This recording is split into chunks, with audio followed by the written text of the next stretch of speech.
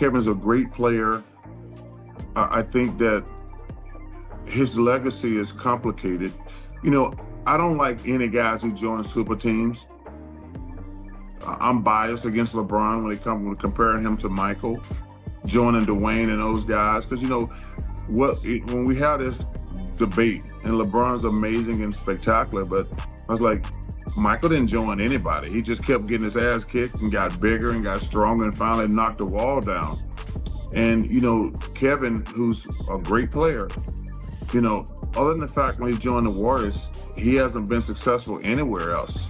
And I don't hold that against him, but he wants to be considered in that list. He's not on that list. He's not on that list. He's a great, great player, but he's not on that list.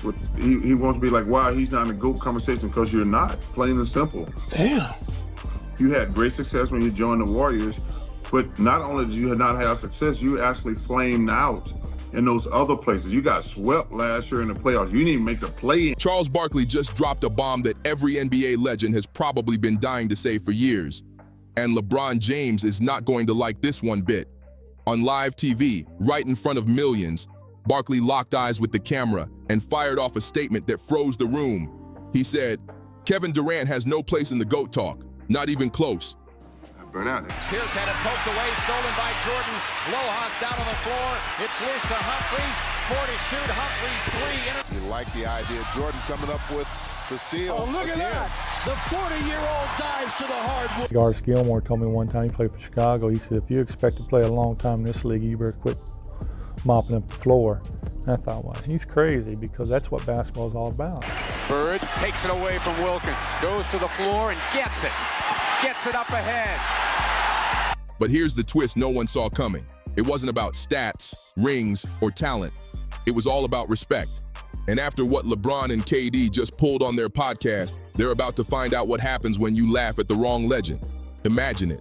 LeBron James and Steve Nash running their podcast Mind the Game, where big-time players come through to chop it up about hoops, legacy, and the grind. Recently, they brought Kevin Durant on. 3 superstars just vibing, swapping stories, and talking about what it takes to stay great for years in the league. Yeah, I'm 10, 12 years in, I got 4 MVPs and 4 championships, like, but do I still want to do this shit? You know what I'm saying? You know how hard it is. Some people say, I want to go play basketball. Everything was chill until the talk got deep. The mental battle, the sacrifice, and what it really means to keep that fire burning. Durant started getting real about the mental fight, the focus, the lonely nights, and those moments you ask yourself if it's still worth it. Then suddenly, KD dropped a line that had the whole room cracking up. He said, "Some people say, I want to go play baseball and then come back. Others want to go 22 straight years." LeBron instantly burst into wild laughter like he just heard the funniest thing ever. You know, there's no turn it on here, turn it off here. It's just 110% at all times. So, you know, if I burn out. And everyone watching knew exactly who Durant was shading. Michael Jordan, the same MJ who ruled the 90s, won 3 straight titles, then shocked the world by walking away to play baseball, only to return and win 3 more. Durant's jab was crystal clear. He was throwing shade at MJ for stepping away while hyping LeBron for grinding through 22 seasons without a break. But here's where things got real serious. Michael Jordan didn't walk away from basketball because he was bored or chasing some new thrill. In 1993, MJ was sitting at the very top of the basketball world, running the league like a king. Well.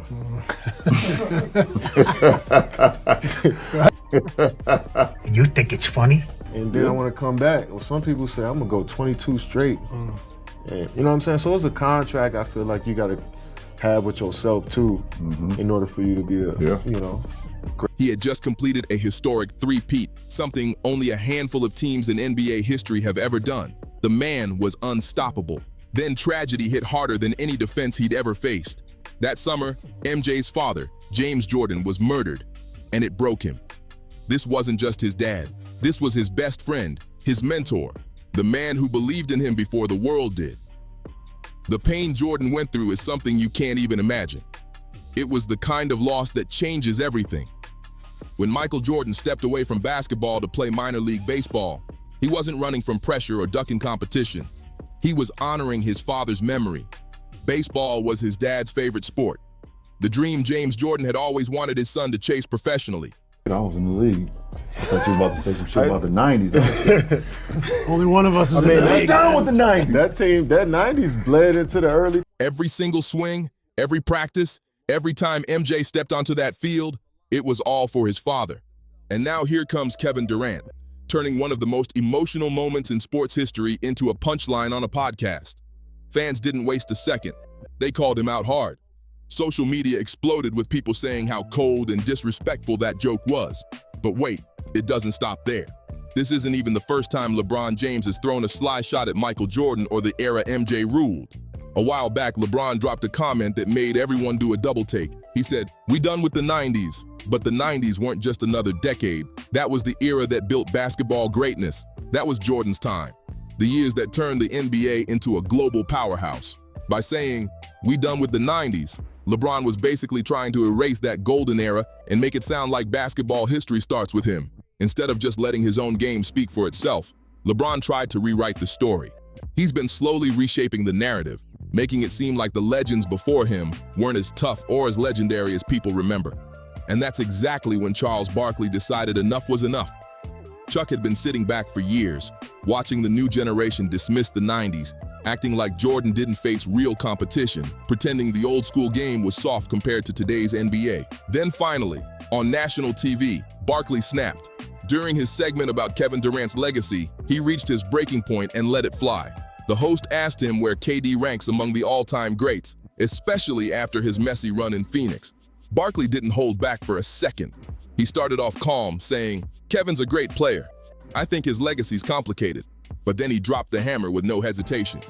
"I don't like any guys who join super teams," he said loud and clear.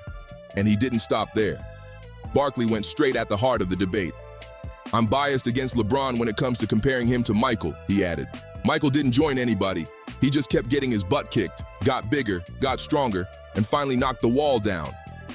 The studio went silent for a second. Barkley had just said what so many old school players had been thinking for years. That line from Barkley hit hard because it exposed the real difference between how Michael Jordan chased greatness and how guys like LeBron and Durant went about it. Jordan was drafted by the Chicago Bulls and stayed loyal through every brutal year of the grind. He faced the Detroit Bad Boy Pistons, one of the toughest, meanest squads the league has ever seen. And they beat him down 3 straight years. But MJ didn't run, didn't switch teams, didn't cry about it. He went back to the gym, built his body into a tank, sharpened his mindset, and came back swinging harder than ever until he finally broke through that wall. And just when everyone thought Barkley was done, he wasn't. He turned his focus straight at Kevin Durant next, and it got tense quick. Now, before Barkley's full take continued, he made it clear, Kevin's a great player. Nobody denies that. But then he hit the crowd with a line that stung. Other than when he joined the Warriors, he hasn't been successful anywhere else. The moment those words dropped, the air in the studio changed. Everyone felt it, because deep down, it was true. Think about KD's whole story. He spent years in Oklahoma City, putting in work with Russell Westbrook, getting so close to a championship, but always coming up just short. Then in 2016, Durant made one of the most shocking and talked about moves in sports history. He joined the Golden State Warriors, the same team that had just won 73 games and literally beat him in the playoffs. The Warriors already had a ring, already had Steph Curry, Klay Thompson, and Draymond Green. They didn't need Durant to win. And that's why everyone saw that move as soft, no matter how many points he scored later. Since leaving Golden State, Barkley laid out the cold, unfiltered truth live on TV. He looked right into the camera and said, "You got swept last year in the playoffs. You didn't even make the play-in this year." He was talking about KD's run with the Phoenix Suns. And man, that one stung. After all the hype, after teaming up with Bradley Beal and Devin Booker to build another so-called super team, the Suns got embarrassed in the first round of the 2024 playoffs. Then in 2025, they didn't even touch the postseason. Total meltdown.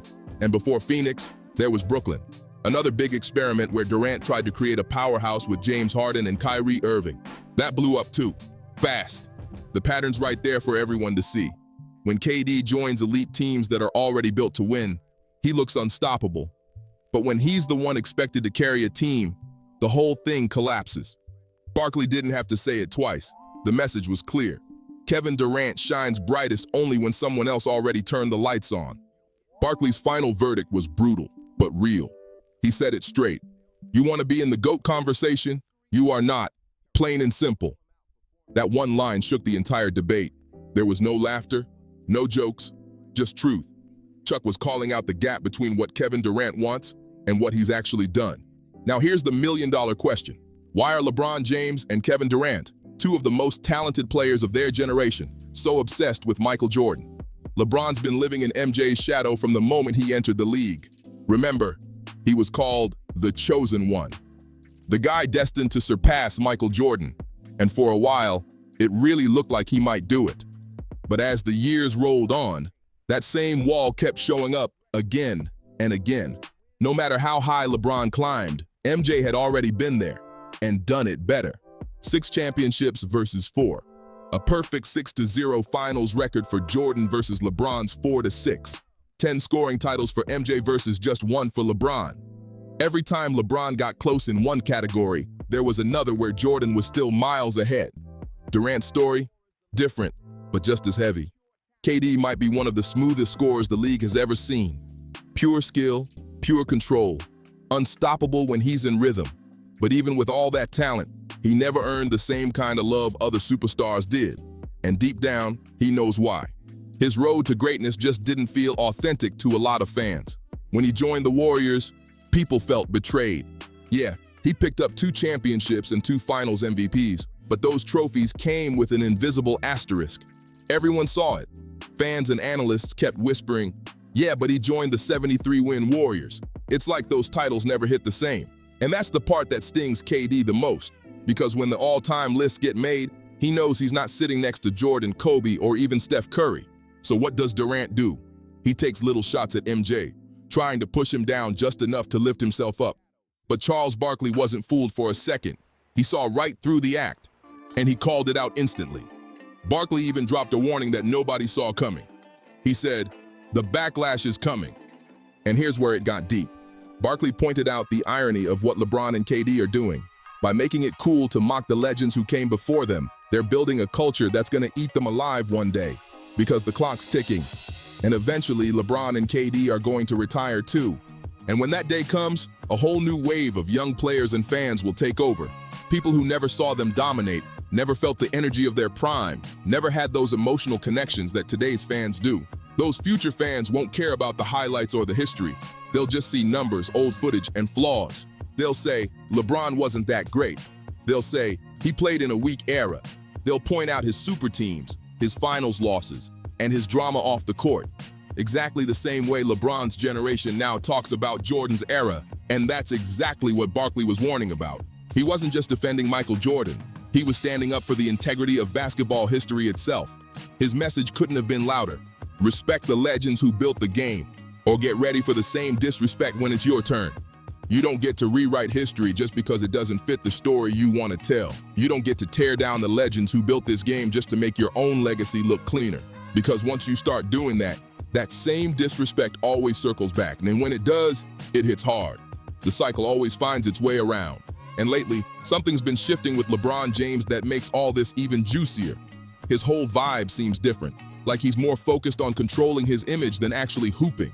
He's launching podcasts to shape how the world sees him, steering conversations so he can decide the narrative, constantly calling himself the GOAT instead of letting fans or history decide that for him. He keeps talking about never having enough help, but come on. He's played alongside legends. Dwayne Wade, Chris Bosh, Kyrie Irving, Kevin Love, Anthony Davis, and a stack of all-stars throughout his career. Saying he never had help just doesn't hit right when you look at that lineup. It's like he's trying to rewrite the perception of his story before it's even finished. All this makes LeBron look less like the confident king he's always claimed to be, and more like someone worried about how people will remember him when it's all over. And moments like laughing at Michael Jordan's tragedy, that kind of thing does real damage. When you mock a legend's pain, when you turn someone's darkest chapter into a joke, people don't forget. It chips away at the respect you spent decades earning. So let's talk about why the 90s deserve their flowers, because that's the heart of this whole debate. The 90s weren't just about Michael Jordan, even though he ruled that era like nobody else. It was Karl Malone and John Stockton grinding season after season, chasing a championship that kept slipping through their fingers. It was Hakeem Olajuwon dominating the paint night after night, out-muscling everyone in sight. It was Charles Barkley, Patrick Ewing, Reggie Miller, a lineup of straight-up Hall of Famers going at each other like it was war every night. The competition back then was brutal. Hand-checking was legal, which meant perimeter players had to fight just to breathe, let alone score. Defenders could body you up, grab your jersey, throw you off rhythm. Stuff that would get called a flagrant foul instantly in today's soft era. The game back then demanded toughness, real toughness. And you know what else? There was no load management. Nobody sat out because they were tired. Players showed up every single night, pushing through pain that would have modern guys sitting for weeks. Sprained ankles, sore backs, dislocated fingers, they taped it up and went to war anyway. Through all that chaos, all that physicality, all that competition, Michael Jordan still dominated. And he did it without ever forming a super team. He didn't call up rivals begging to link up. He lined them up and beat them, one by one. That's the difference. That's why his legacy sits on a level nobody else can touch. And then Barkley dropped a stat that blew up the whole LeBron versus Jordan argument live on TV. He said, LeBron has played in 559 games where he scored 30 or more points. Sounds incredible, right? But then Chuck smirked and said, here's the punchline. Michael Jordan played in 562 games where he dropped 30 or more points. And get this, LeBron James has played 8 more seasons than MJ. 8. That's almost a full decade of extra chances to stack those numbers, and he still couldn't pass Jordan. Let that sink in. Jordan averaged 30.1 points per game for his entire career. That's cold-blooded consistency. LeBron, meanwhile, sits around 27 points per game. Impressive, yes, but it's not Jordan-level domination.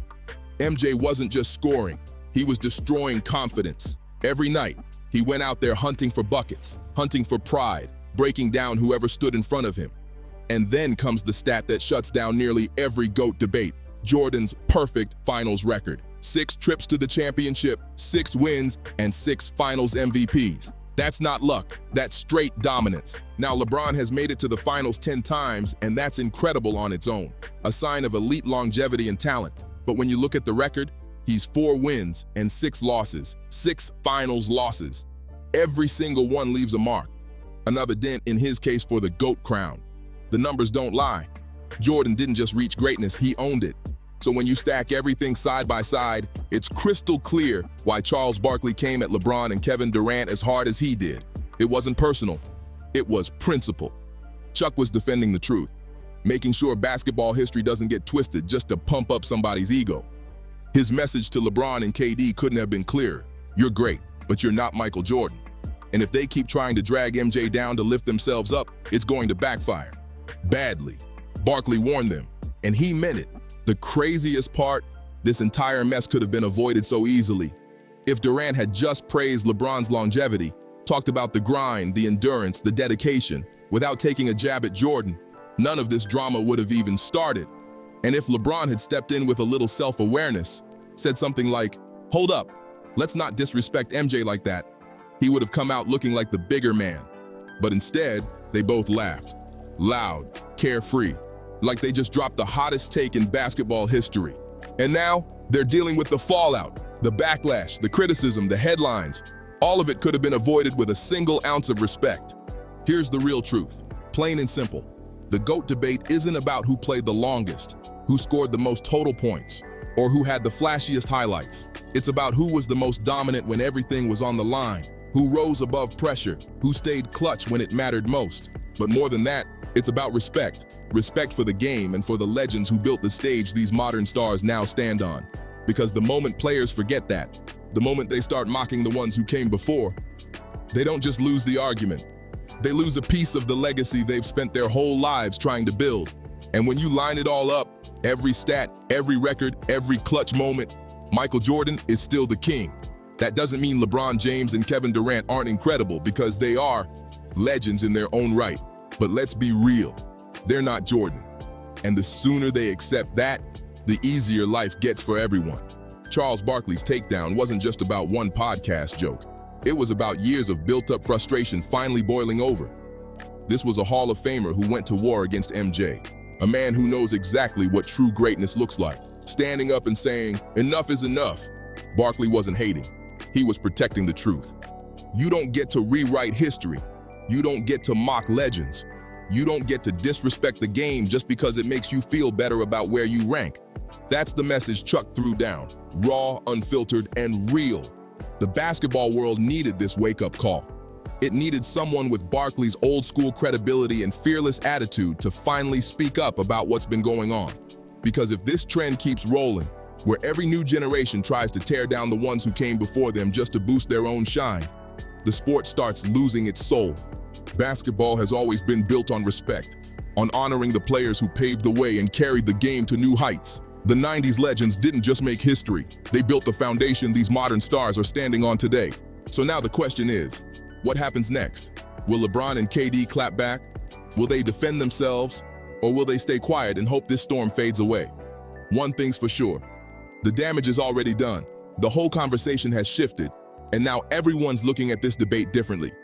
Charles Barkley just reminded the world that there are still people out there who will stand up for the truth, even when it makes today's stars uncomfortable. When it comes to respect, legacy, and what it really means to be the greatest, Michael Jordan remains untouchable. No podcast joke, no sly comment, no forced comparison will ever change that. MJ's legacy is carved in stone, and every time someone tries to chip away at it, the truth just shines brighter. If you love the real history of this game, if you want the raw, unfiltered breakdowns that cut through all the fake talk, take 2 seconds and hit that like, subscribe, and share button right now. It means a lot and helps keep this channel rolling strong. Drop a comment below. Do you think LeBron and KD crossed the line? Or was it just harmless talk between competitive stars? Let's get into it, because this debate is far from over. And before you go, make sure to subscribe to Sportura for more real stories, real debates, and the truth about the game you love.